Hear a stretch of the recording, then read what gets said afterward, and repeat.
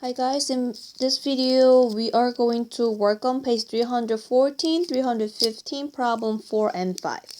So let's open your book to page 314, problem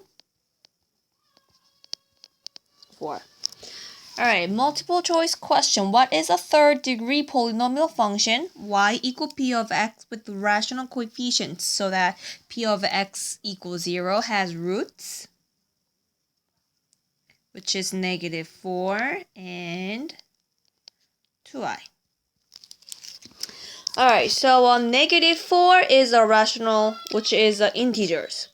So it doesn't have any conjugate, but which one has a conjugate? 2i, because I is complex number. Because of conjugate root theorem, your number is an irrational root or complex roots, they are going to have a conjugate. So I can find my conjugate of 2i, which is -2i. So I can rewrite this part into a factored form. And if I expand everything, then I can get my polynomial function. So I can rewrite my -4 as a factored form, which is going to be x plus 4. And then you have 2i, which is x minus 2i. And you have x minus -2i, that will be positive 2i. Now you're going to expand everything. So I would working on the complex number part together. So you can bring x plus 4 down. If you FOILed it, x times x squared plus 2ix minus 2ix minus 4i squared. You can close it. Now bring x plus 4 down and x squared. This 2ix and minus 2ix is gonna be cancelled out, and I squared will be -1, so -4 times -1 become positive 4. Now what do we do? We're going to have x plus 4 and then x squared plus 4. You're going to apply FOILing one more time, then you can find your answer. So x times x squared, x cubed, plus 4x squared plus 16, but it's not a standard form. Standard form should be descending order. So you're going to have x cubed plus 4x squared plus 4x plus 16. So please find this answer within 4 options. Which one would be your answer? C would be your answer this time. Okay?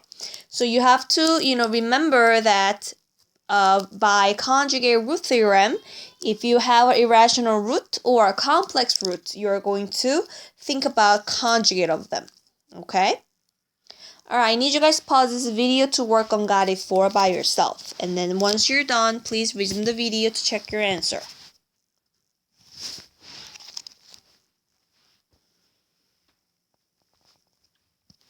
Alright, so let's go over Got 4 together.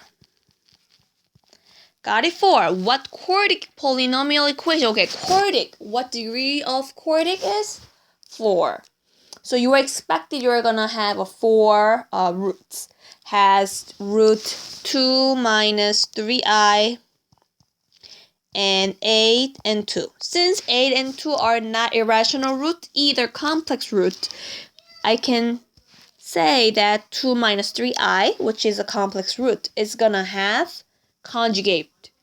So what is the conjugate of 2 minus 3i? 2 plus 3i. So after that, you have to write it down as all the factored form.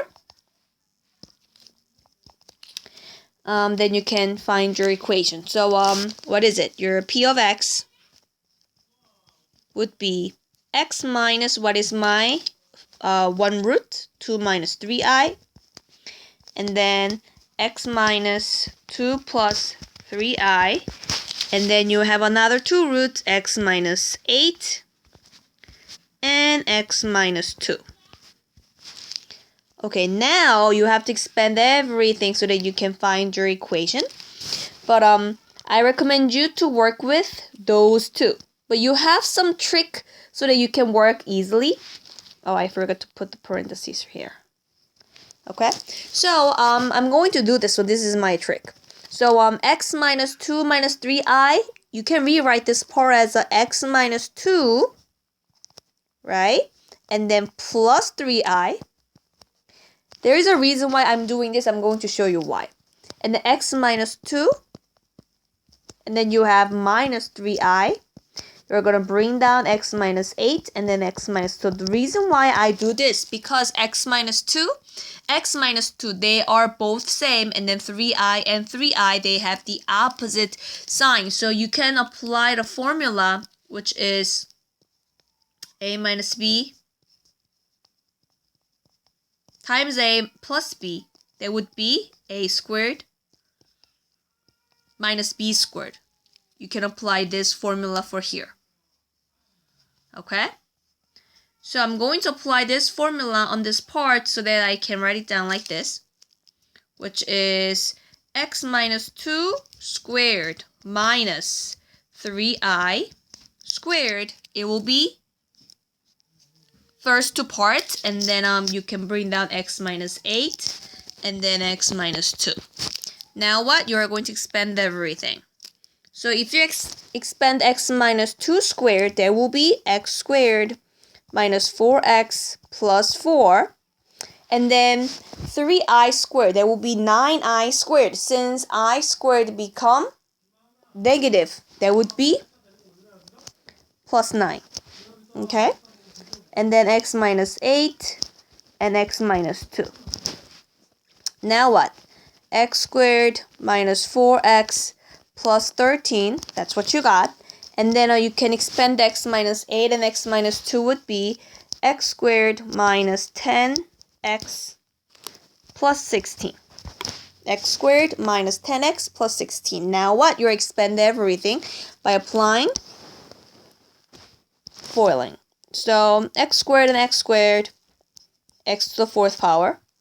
X squared times negative 10x, there will be negative 10x cubed plus 16x squared minus 4x cubed plus 40x squared minus 64x plus 13x squared minus 130x, and then 13 times 16, there will be 208.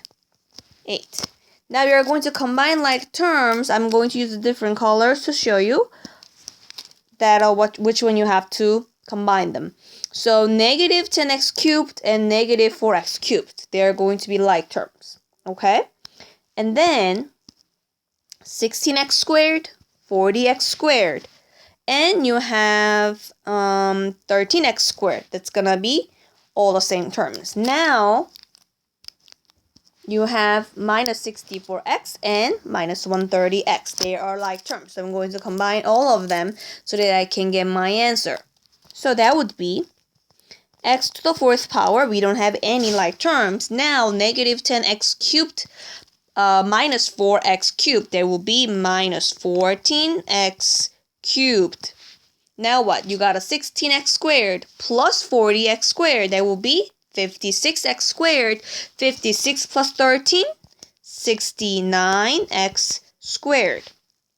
Now what? You have a negative 64x and then negative 130x. So you will get negative 194x, and you're having constant, which is 208.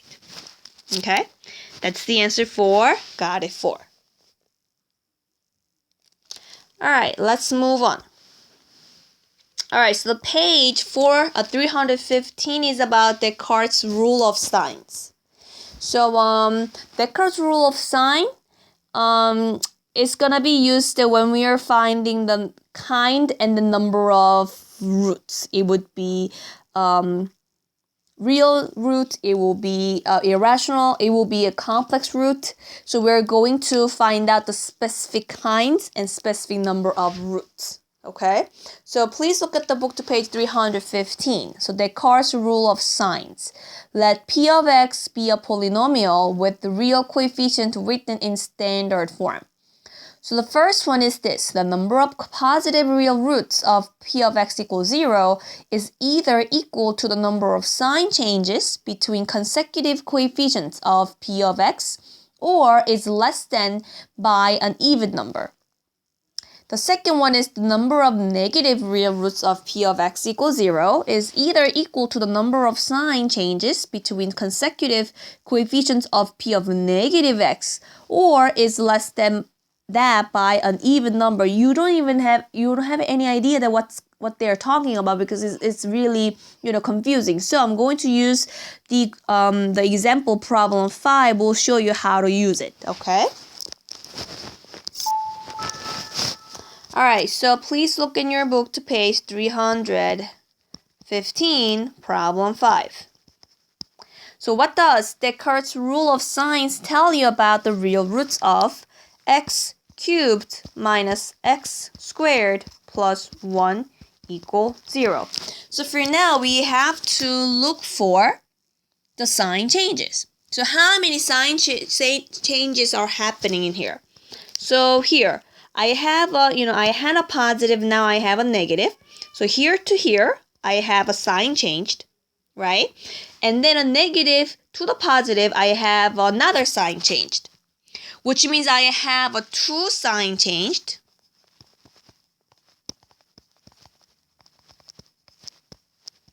And then 2 sign changes means, and then we are going to say, we are going to subtract the 2 of them because the first situation is we're going to have a number less than that by an even number. What is an even number? We have 0, we have 2. So I have a 2 positive real roots or 0 positive real roots.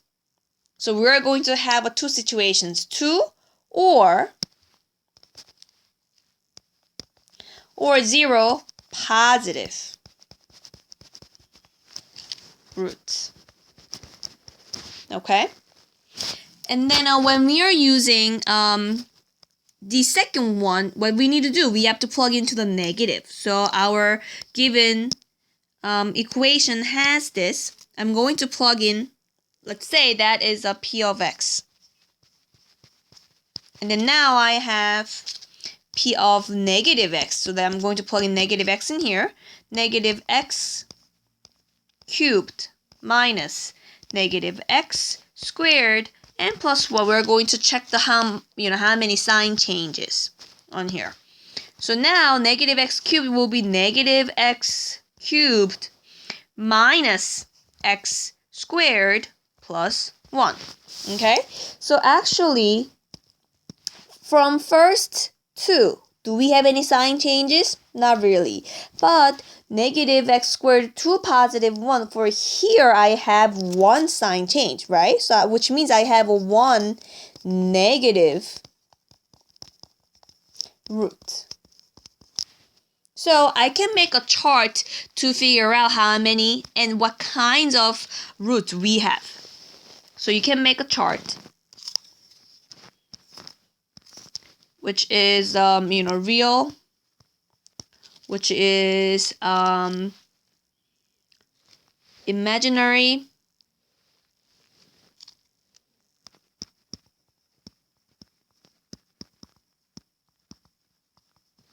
and then total.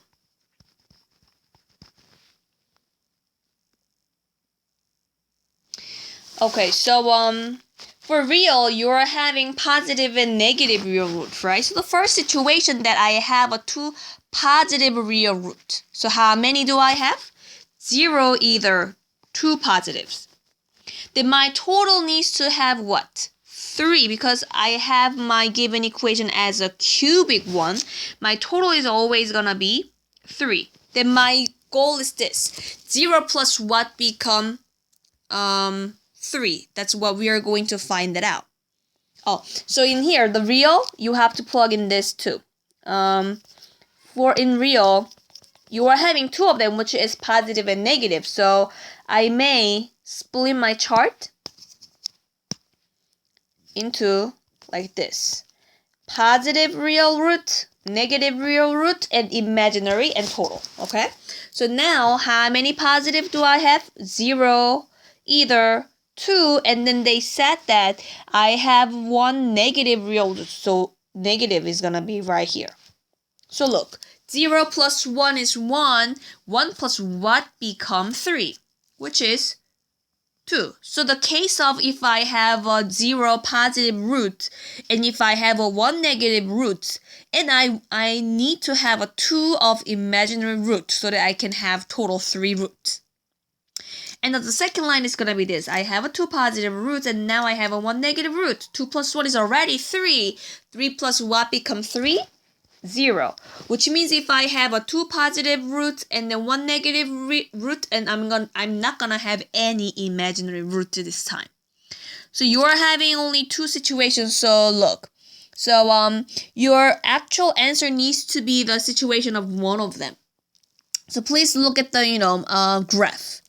When you look at the graph on page 315, your graph looks like this. Your graph looks like something like that, right? So when we are talking about, root, which one is going to be root? Intersection of graph and then the x-axis, that's going to be, the root. So what kinds of root do I have? I have 1 real root. But is it positive or negative? It is negative because look, their number is gonna be a little bit less than -1, right? So my number is gonna be 1 negative real root, and I don't really have any positive roots. So which situation is gonna be the right? I have 2 options in here. So 0, 1, 2, or 2, 1, 0. So which one is gonna be working? This time, I don't really have any positive roots. So my actual kind of root is going to be this. So I have no positive real root. I have 1 negative real root. And then I have 2 imaginary root, which is not going to be shown in the graph, but it will exist. Okay? That's how we understand the Descartes rule. So Descartes rule is gonna give us the possible kinds of root, either positive or negative real root or imaginary root, and we are going to really find out our actual root within the options. Okay, so you have to pay attention that how many signs are changed.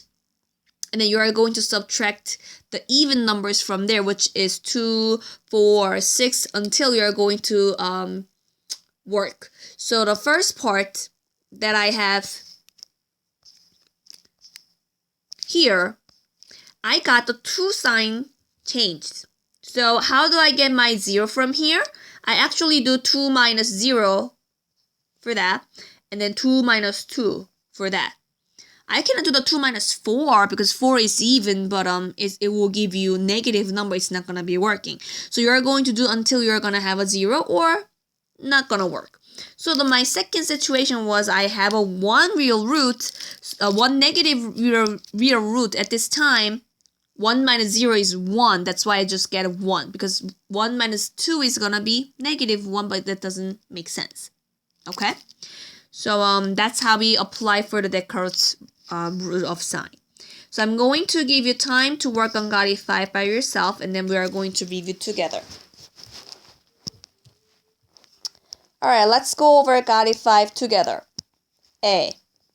What does Descartes' rule of signs tell you about the real roots of 2x to the 4th power minus x cubed plus 3x squared minus 1? So what do I need to do? Please look at the, how many sign changes. So from 2 to negative x cubed, 2x to the 4th power minus x cubed. Do we have sign change? Yes. From 2nd to 3rd, negative x cubed and 3x squared. Do we have sign change? Yes. 3x squared and then -1. Do we have sign change? Yes. So how many sign changes? We have 3 sign changes, which means I have a 3 positive 3 sign changes.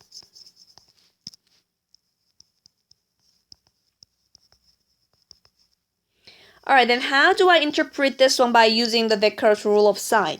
You need to do either 3 minus 0, which is 3, or 3 minus 2 equal 1. So from this case, I can say I have a 3 or 1 positive real root is gonna be exist. Okay? In my second situation, what should I do? You have to plug it into the negative x. So from the given equation, I got a 2 of negative x to the 4th power minus negative x cubed plus 3 negative x squared minus 1. So let's check it out. So if you expanded everything, that would be 2x to the 4th power. And this one will give you negative, so that you got a positive x cubed, positive 3x squared, and minus 1. Actually, from here to here, no sign changes, right? So nothing. From here to here, do we have any sign changes? No. From here to here, yes. So how many sign changes? We have a 1 negative real root is gonna be exist. So let's make a chart. So I'm going to put positive real root, negative real root, and imaginary root, and you're having total. So total, what is our degree? Which is 4. So I need to have a 4 total. Now my first situation, and then I got a 1 negative, so you are gonna have every single thing as a 1 negative. Okay? So you can see that the imaginary root is gonna be decided by how many positive or negative root exist. So let's go all the way up to check about it. So first situation, I got a 3 or 1 positive real root, so I can put either 3 and 1 right here. Okay? And then, as you guys have, the 1 negative real root is always exists, so I can determine my imaginary root in here. 3 plus 1 is 4 already, so I don't have any imaginary root this time. If I have a 1 positive and 1 negative, how many roots do I need for the imaginary part? 2 of them. So 1 plus 1 plus 2 would be total 4.